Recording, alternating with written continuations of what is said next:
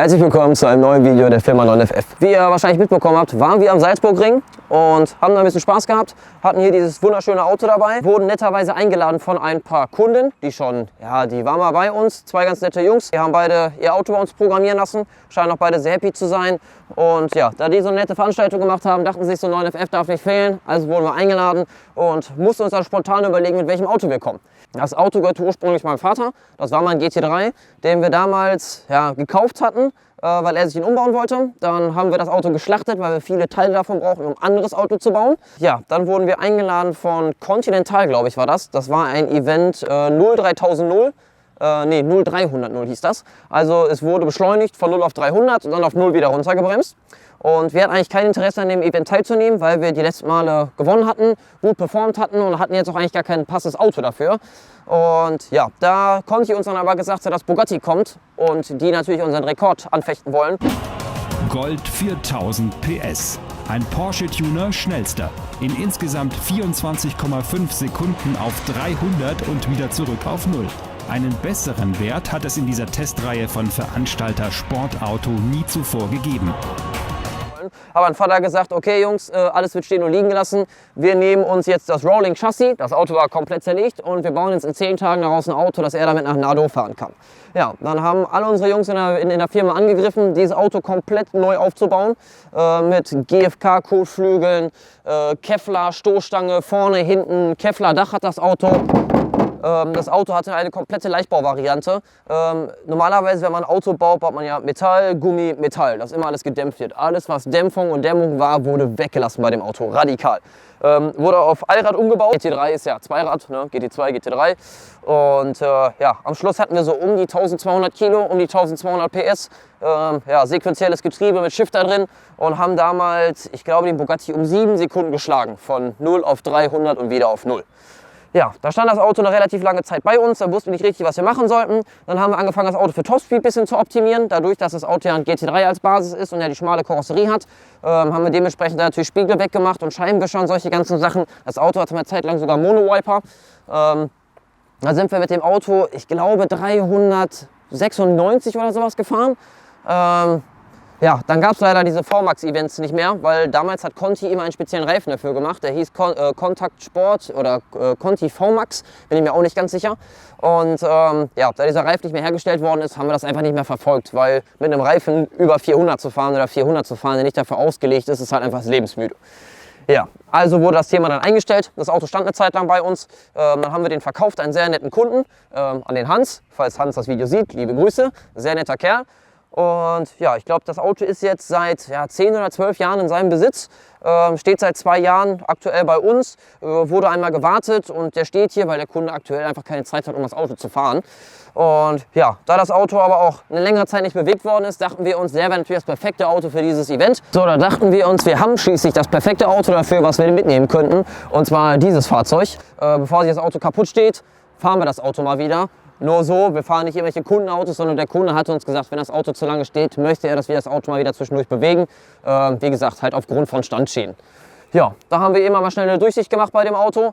Wir haben uns nämlich eine Woche vorher, bevor das Event anfing, uns dazu entschieden, welches Auto wir mitnehmen. Und ja, deswegen war das alles ein bisschen hektisch, haben das Auto einmal spontan umfoliert, wurde einmal aufbereitet, hat einmal einen Service gekriegt und dann haben wir uns gedacht, okay, ab geht's, aufladen, Abfahrt. Ja. Auto hat gut funktioniert eigentlich. Zuerst hat er uns ein bisschen geärgert. Dooferweise ist ein Relais kaputt gegangen. Ja, konnten wir vor Ort aber relativ schnell lösen und konnten deswegen zum Glück auch noch ein bisschen fahren mit dem Auto.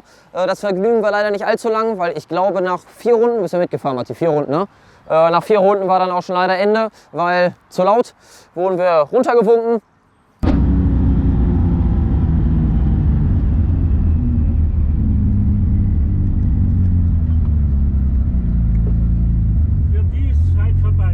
Alles gut, ich habe vorhin die Flagge nicht gesehen, tut mir echt leid. Ja, du bist viel zu laut, 107. Ach, 107, so laut? Ja.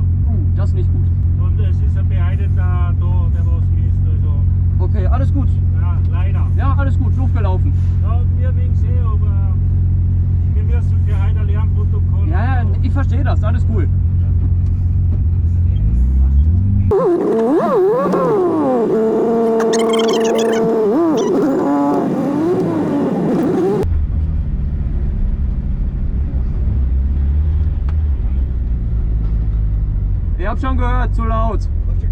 hab's schon gehört, zu laut. Ich fahr runter, alles gut. Alles klar. Ja, ist leider schade, dass mittlerweile überall solche dB-Begrenzungen sind auf den ganzen Rennstrecken. Aber ich glaube, es ist ja hauptsächlich hier bei uns, Deutschland, Österreich, alles was so ein bisschen in der Nähe ist. Ich denke, Italien und Spanien und solche Länder werden sie etwas wahrscheinlich nicht haben. Aber naja, mussten wir mit leben. Ich habe es gut weggesteckt. Fand ich jetzt nicht ganz so schlimm. Wir hatten trotzdem unseren Spaß, haben viele nette Leute kennengelernt. So, also mein Fazit zum Auto auf der Rennstrecke.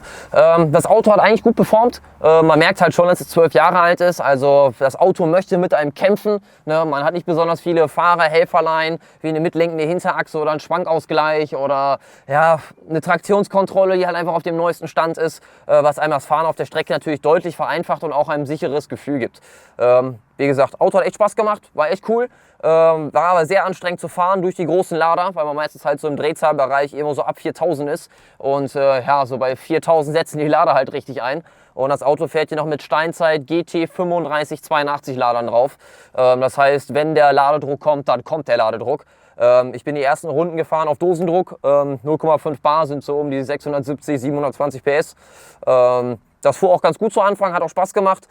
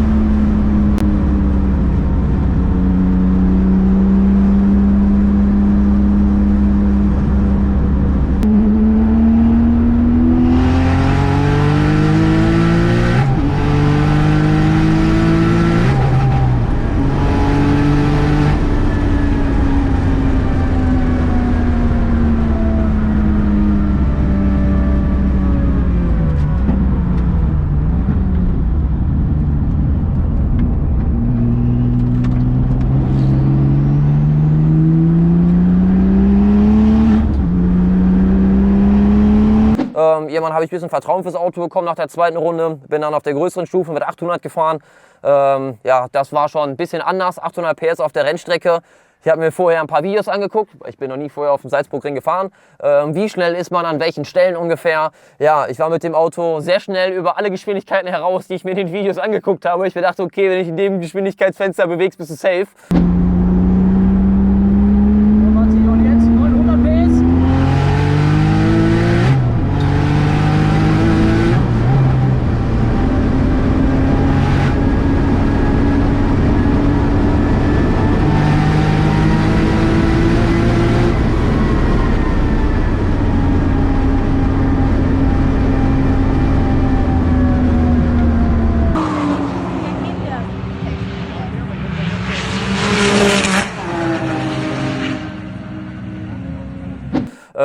Ja, nee, hat trotzdem viel Spaß gemacht, aber wie gesagt, gerade so dieses unruhige Fahrverhalten, also wenn man viel Erfahrung hat mit so einem Auto, glaube ich, macht das unglaublich viel Spaß, hat mir auch viel Spaß gemacht, aber nachdem ich dann in dem 992 GT3 mitgefahren bin, merkt man dann doch schon, was für ein Unterschied über die Jahre, also was da so passiert ist über die Jahre. Alleine fahrwerkstechnisch, wie unglaublich gut der 992 GT3 auf der Bremse funktioniert, wie spät man bremsen kann. Man tritt voll rein auf die Bremse, man lenkt ein und das Auto bewegt sich so unglaublich gut. Er schmiert nicht, er schiebt nicht über die Räder drüber. Also ich war echt schwer begeistert, muss ich ehrlich sagen. War echt cool.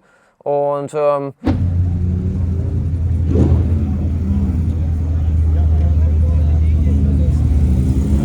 Ich bin ja auch immer gern aggressiv auf der Richthupe. Oh, er hat auf jeden Fall ein gutes Anti-Leck am Start.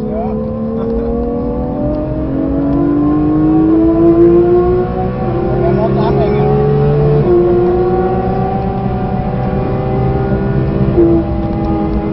Und hoffen, dass er nicht bremst.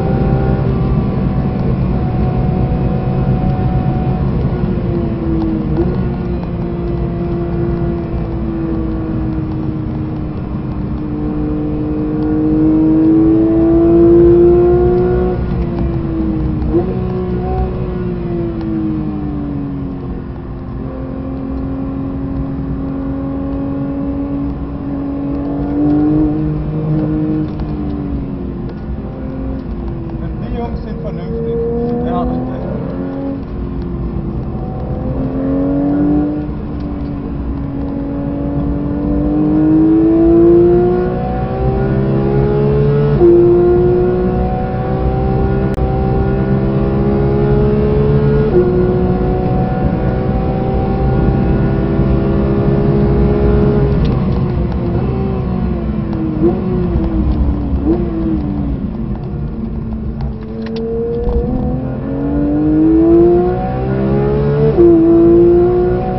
die Hinterachse spürt schon nicht. Ja, fängt er an, schon über die Kuppe drüber, dann will er nicht.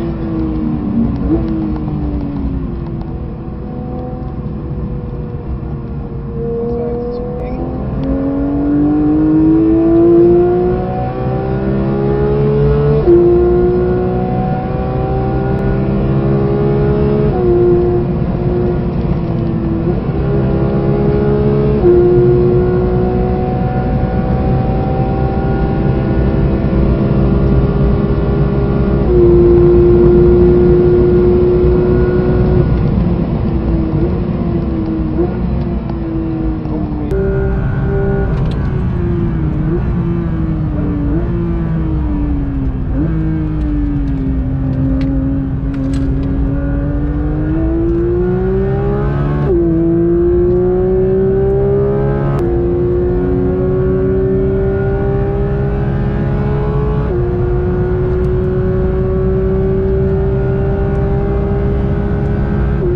Ja, man merkt halt, das Auto ist halt ein Straightline-Auto. Ne? Das Auto fährt perfekt auf der Autobahn. Wenn du sagst, ich möchte 320 oder 380 fahren, dafür ist das Auto gemacht.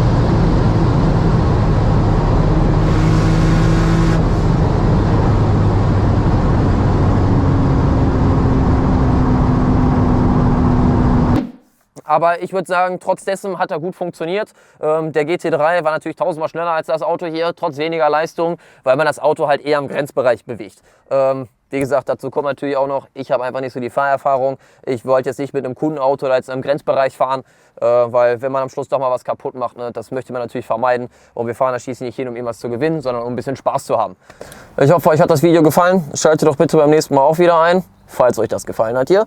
Wir würden uns auch über ein Like und ein Abo freuen.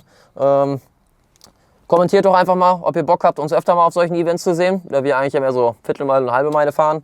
Und ja, wir freuen uns definitiv auf die kommende Saison. Da wird bestimmt das ein oder andere Rennen stattfinden. Und ja, mal gucken, wo wir uns so blicken lassen. Bis dahin, bis zum nächsten Mal.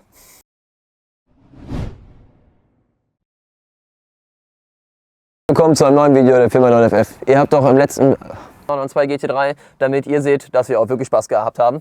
Und schlimm! Okay. Und, ja, ich hoffe,